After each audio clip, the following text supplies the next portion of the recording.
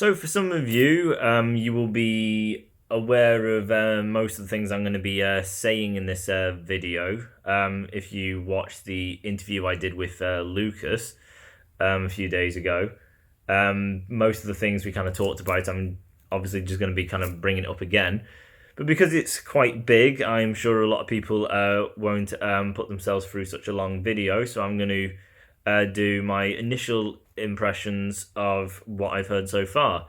So for those who don't know and didn't watch the interview, Solarus are releasing their third album called A Dance with Tragedy. It's not out yet. Therefore, the fact that I've heard it means I have been provided a review copy of the album. I received that a few days ago. I got it over a month in advance because it comes out in I think it's December 17th, December 15th, around about there, pretty close to that. So yeah, I've got it for a while before everyone else gets a chance to listen to it. So, with that being said, I'm going to be doing this slightly differently, seeing that I was provided a review copy, and I've been told to make my review happen before the album actually comes out to kind of hype it up. So, doing this differently, I'm going to be doing my initial impressions here. I will then be doing, after this, a short review. So basically just kind of summarize and just kind of what I think, what's good about it. And then I'm going to do my traditional, very, very long, in-depth review, going track by track through the entirety of the album. So for those who don't want that and just want to sum up of just kind of what I think and bits of what the album kind of is doing, then there'll be that. For those who want to go track by track and really get a full breakdown of everything, there'll be that. And then obviously there's my initial impressions, which is the video here. So what do I think? I've listened to it about 3 times now. I'm going through it on my 4th listen. But yeah, 3 times properly now.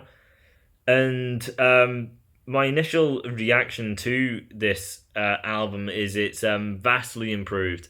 The mix of the album is far superior to that of Reunion and Darkest Days. The mixing is so much better. Solaris also have a lot of use of using orchestral effects because it's not a full actual orchestra performing for them, so it will be made up by programming and that. But that has also vastly improved on this album. It is a lot more kind of symphonic and bigger and fuller, this album. The big initial impact I got listening through this album is Sarah. Sarah is the vocalist, and her voice has dramatically shifted from that of the previous two. In a variation of different ways. Her voice is obviously been mixed differently, so where the quality and sound of her voice it has improved by the better mix. There is a lot of different kind of effects and layering going into her voice to make it sound bigger, fuller, grander, more angelic. So there's a lot done to her voice to just really make it even bigger and better. And then herself as well, she has drastically improved on herself with this album. A lot of people know her as having such an angelic voice and everything, which is being displayed in the first 2 albums, and even with the 2 singles that have been released and everyone's heard, have mentioned that her voice has already gotten a lot better. And that is true, her voice is better, but now that I've heard the entirety of the album, looking back on these songs are not really showing what she's doing yet. All it's displayed is basically the mix of her, as well as some layering and just her overall improving, but not what she has now learned and what she's doing different and or the range that she's capable of. So nobody knows what Sarah brings. And this is the biggest surprise to me. Listening to the album and just hearing her voice, especially on one track, The Keeper, which is a track that's going to be mentioned probably a lot when the album comes out, as well as by me leading up to the album. The Keeper is like that song that stands out above everything else. It is everything just kind of clicked with that song. The songwriting is very impressive in that song. Sarah is very impressive in that song. The performance is very impressive. Everything kind of just came together and just worked for that track. So, yeah, Sarah has vastly improved. That you can tell off the gates. The first track even shows the range. There is some layering and effects in the verse of that track. She does one of her epic ranges that I can't wait for people to hear what she achieves. But she only uses it slightly. I don't know if it's deliberate, the fact that she just kind of teases you with it and then brings it later in the album. But it's just one word, which is feel. And I think that is the only word, just feel. And whenever that comes into the chorus, she just uses that one word to achieve the range of what she does, achieving that depth, that dimension. And when I first heard the album, it shocks you, it's surprising. And it leaves you kind of thinking, she's hit this, and it's very impressive. It is very, very impressive. It is beautiful when vocalists sing like this. It is very complicated. It's difficult, and it sounds big and epic. So just getting that one word in the chorus and just thinking, I've not heard Sarah do this before. This is incredible. This is amazing. But having it just as that one word, you think throughout the entire album, I wonder if we'll get this again. I wonder if it'll just be the same, just little thing, or maybe she'll expand on it and she'll really go into it. So it's in the first track, and then it takes until track 4, I think it is, which is The Keeper. Maybe 3, but I think it's 4. And that is when she really brings it in the chorus. The second that chorus comes in, she is going on all cylinders, reaching these notes, and just the delivery, it sounds incredible. It's big, and overall the quality of The Keeper is absolutely superior. So Sarah has improved drastically because of the mix, the layering, and then the range. There's a multitude of different ranges she achieves, but one in particular just stands out, where it is, this is epic. Like, she stands out from the rest of the band, just like, okay, stand back, guys, I'm going to take this. Hold my beer, type of thing, mentality. It's just phenomenal. Overall, because the mix has improved and everything, it has also improved that of everything else, the music itself. So that's improved. The songwriting has also improved. Solarus have in the past obviously used a lot of leads in their intros, and some of their songs don't kind of repeat itself. The songs kind of just keep progressing and shifting, and the only thing that remains the same is the chorus. But with this album, A Dance with Tragedy, it's a lot more noticeable. A lot of the songs do all sorts of different stuff. Solarus in themselves are doing some new things. So bringing new things to the table, the range expanding and everything just getting bigger. And then the fact that a song doesn't kind of just keep repeating itself. A song constantly has many shifting gears and elements to it. Makes it a quite complicated listen. And that is another thing from my initial listen at the end of the album. It is quite exhausting. You only get 9 tracks, and it's 48 minutes pretty much. So it's not really like super long compared to albums I listen to, which are usually exceeding the hour mark, and the longest album I've ever listened to is like 2 hours 8 minutes or something. Long album. But as I say, the fact that there is so many shifting elements to it means that every track, you don't just kind of get the presentation of the track, because when you get to the chorus, traditionally you have heard the majority of a song. You got your intro, you got your verse, and usually the verse will basically keep playing again and again over and over, only the lyrics changing. So you've basically heard the verse and you've heard the chorus, so there's not really much else new to come.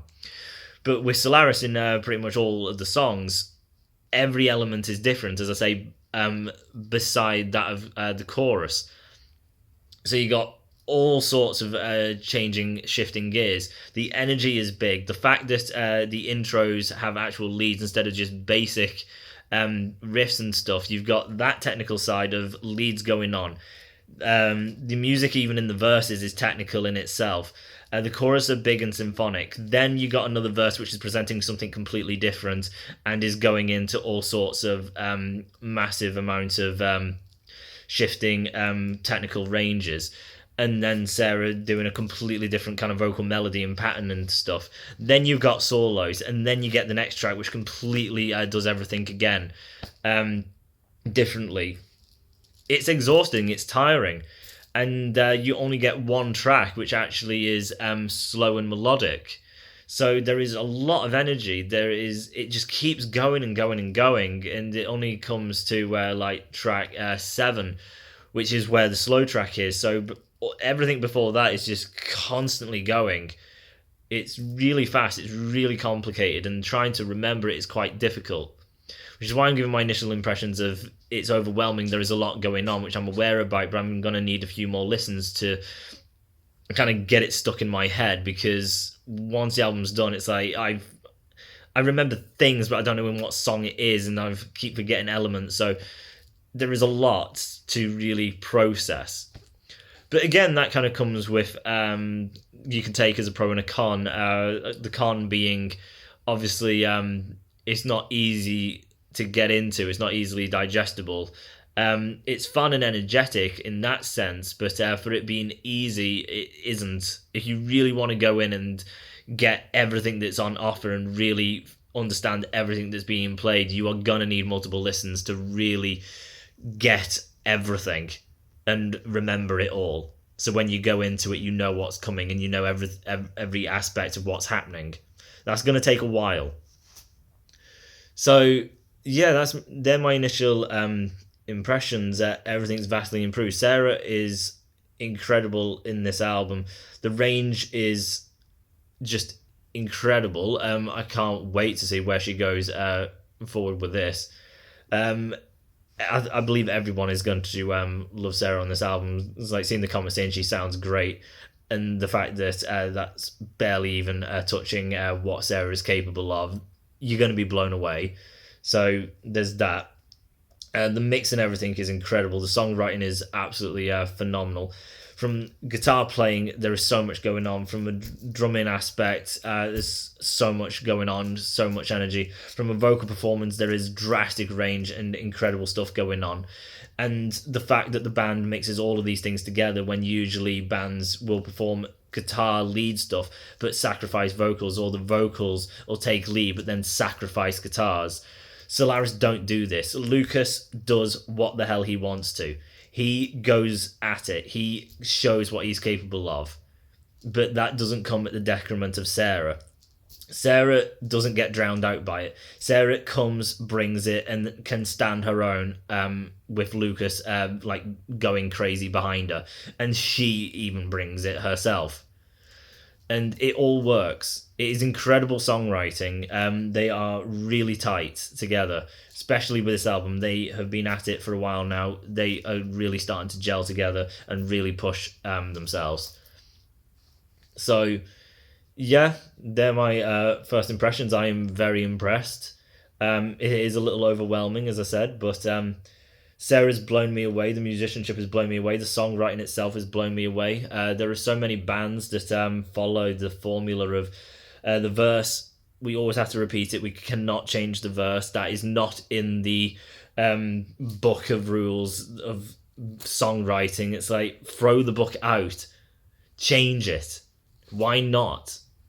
And that is a thing that I think a lot of people are going to appreciate. The fact that Solaris stands outside of the traditional kind of songwriting or traditional genres as well. It's another thing that stood out to me. The fact that the band are not playing to a specific genre. You get power metal, then it has to be fast. It has to sing about Vikings and dragons and knights and all of this. Just complete nonsense. Or there is a wizard that has a really fluffy beard. It's just weird. And that is it. Then you get symphonic metal like Nightwish. And I've reviewed one of the Nightwish albums, and what I said I had a point. I was being fair, but the fans attacked me. So because of that, and you attacked me for being fair and speaking the truth, Nightwish suck. The vocalist is completely crap and she can't sing. You brought it on yourselves. But anyway, the problem with symphonic is you get the symphonic vocals, the orchestration, and it sounds big and epic and very complicated, and it truthfully is. I even said that with Nightwish, but it comes at the sacrifice of guitars, which is a difficult thing to argue. You listen to Nightwish, every verse usually does not have guitars. It is quite rare for Nightwish to have guitars in the verse. Usually the guy stands there looking like a lemon. Everything else sounds grand, yes, but guitar-wise, not so much. So Solaris take all these things. They take the power metal of having incredible intros that are really musical, full of melody, full of leads. You get verses that sometimes are a bit more kind of open and simple, and sometimes very complicated and doing some very interesting things in itself. Then you got the orchestra in there as well, which usually don't go hand in hand, power metal and orchestra. Solaris don't give a shit, they do. And then you got Sarah that has an angelic voice, but it stands on her own. Usually when you get an angelic female voice, a lot of bands usually sacrifice the guitar because they say it doesn't go hand in hand. If you want a female voice backed up with aggressive, fast-paced guitars, usually you have a female who's trying to sound more masculine. Sarah shows that that isn't true. You can be feminine and have a great angelic voice with the aggressive, heavy, fast, technical guitar playing or just musical ability all across the board. You got the orchestra, you got the symphonic vocals, so you got symphonic, power metal, traditional metal, and there is another genre which I can't mention yet. They cross genres, meld them all together. They are not stuck to the confines of a genre. They are not stuck to the confined nature of song structure of the verse has to be the same. You cannot change it. Solaris do not care. They change it. The songs are big, full, constantly shifting. They are alive, full of energy. The album is exhausting, but when you get to the end, just right at the end, the lead that Lucas does, where he completely opens the lead, it's so opening. Like, you come back to where you started. It's like opening up to a new horizon, a new day, and it's just kind of like that. I'll explain it later when I go more in depth with it. But even the track listing, the way the songs flow, they are well positioned. This is just an initial impression, but I believe I am doing a mini review here already, and it's going on for 18 minutes. So that is my initial impressions, and technically a mini review as well. So I'll leave it here, and then when I've given it a few more listens, I'll do another kind of mini review, and then I'll go into my track by track huge review. So until then, the hype is real, and I would get excited because you have no idea what you're in for.